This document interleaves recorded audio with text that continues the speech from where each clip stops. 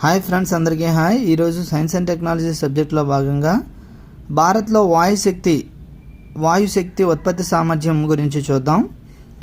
అందులో మనం చూసినట్లయితే వాయుశక్తి సామర్థ్యము 100 మీటర్ల ఎత్తులో ఎంత గిగావాట్లలో ఉంది, 120 మీటర్ల ఎత్తులో వాయు సామర్థ్యము ఎన్ని గిగావాట్లలో ఉత్పత్తి చేయబడుతున్నాయి రాష్ట్రాల వారీగా చూద్దాం.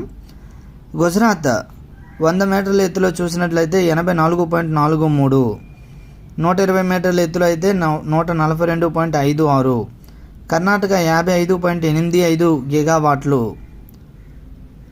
కర్ణాటక చూసినట్లయితే 55.85 గిగావాట్లు.